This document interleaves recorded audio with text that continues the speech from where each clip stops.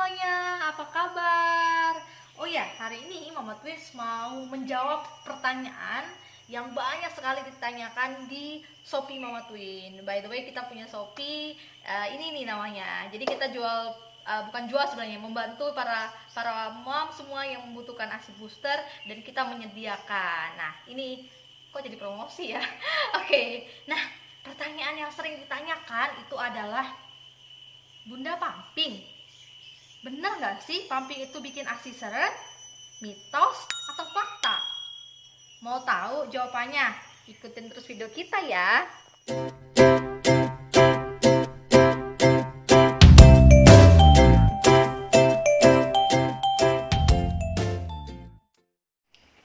Nah, sebelum saya share jawabannya, apakah itu mitos atau fakta, jadi kita akan bahas terlebih dahulu kelebihan dan kekurangan pumping. Nah, bunda-bunda di rumah ada yang tahu nggak nih kelebihan pumping dan kekurangannya? Kita mulai dari kelebihan pumping terlebih dahulu ya. Oke, kelebihan pumping yang pertama adalah dapat membantu mengosongkan payudara.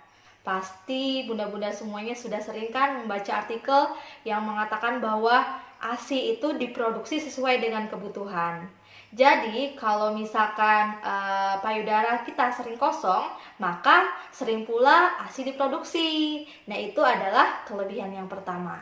Nah, yang kedua nih, kelebihannya adalah dapat membantu kita mengetahui berapa banyak sih sebenarnya ASI yang kita produksi dalam sehari.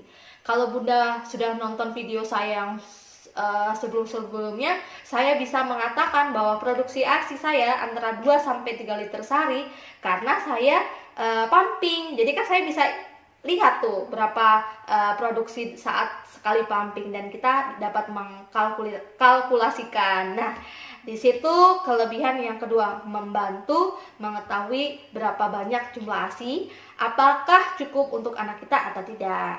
Nah, sekarang kelebihan yang ketiga adalah, mau tahu jawabannya?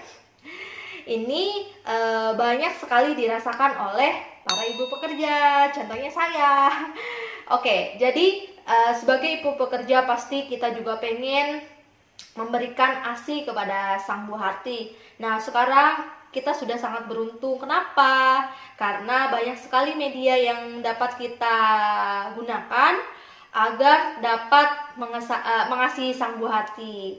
Oke, caranya apa? Ya pumping dong. Kita bisa pumping di tempat kerja dan kita bisa memberikan ASInya saat kita sudah bertemu dengan sang buah hati.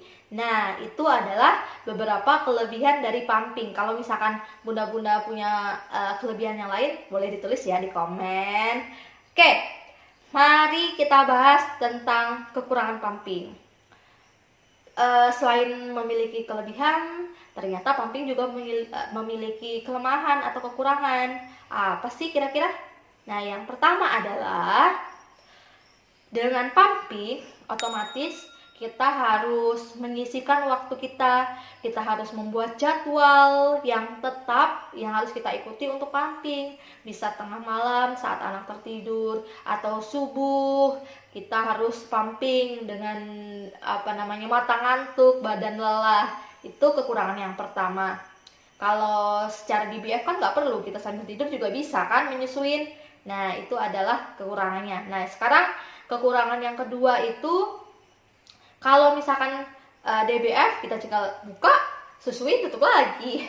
Tapi kalau misalkan kita pumping, kita harus menyisihkan waktu kita untuk mencuci, membersihkan, dan mensterilisasi alat pumping kita. Itu adalah kekurangan yang kedua. Jadi menurut bunda nih, saya tanya, berdasarkan kelebihan dan kekurangan yang sudah saya share tadi, mana yang lebih banyak? Ayo, kelebihannya kan? Nah, sekarang mari kita mulai bahas pertanyaannya. Apakah pumping membuat ASI seret? Mitos atau fakta? Faktanya adalah, kalau kita pumping sesuai dengan jadwal yang sudah kita buat, rutin mengikuti aturan, produksi ASINya itu tidak menurun. Dan saya sudah membuktikan sendiri, saya itu full pumping sejak twin usia 2 bulan. Nah, saya pumping, saya mempunyai jadwal sendiri, saya ikutin jadwal yang sudah saya buat, dan di situ produksi ASI tidak berkurang sama sekali, malah bisa tambah. Jadi tidak terbukti ya bunda semuanya. Itu adalah fakta yang pertama. Fakta yang kedua, kenapa ASI bisa seret? Biasanya disebabkan oleh beberapa hal. Yang pertama, tidak konsistennya ibu atau kita mengikuti jadwal yang sudah kita buat. Kalau misalkan kita itu punya jadwal 7-10 kali dalam sehari pumping, ternyata kita cuma pumping 3-4 kali, jadwalnya amburadul kan, dan itu mengurangin waktu pumping. Jadi otomatis dia akan dibaca kalau ASINya sudah tidak dibutuhkan lagi, makanya produksinya bisa berkurang.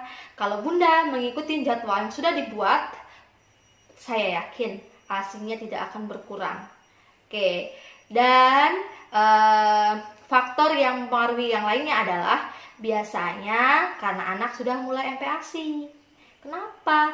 Karena biasanya kalau misal anak sudah mulai MPASI, sang ibu sudah tidak bersemangat lagi untuk pumping. Kenapa sih? Kan anaknya sudah makan. Jadi euforianya atau semangat untuk pumping itu sudah berkurang.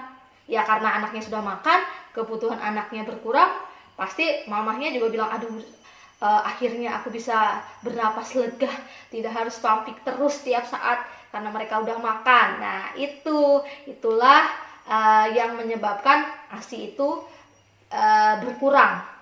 Jadi faktanya adalah bukan pumping yang menyebabkan ASI seret, tapi tidak konsistennya kita dalam pumping atau berkurangnya waktu pumping. Jadi jawabannya adalah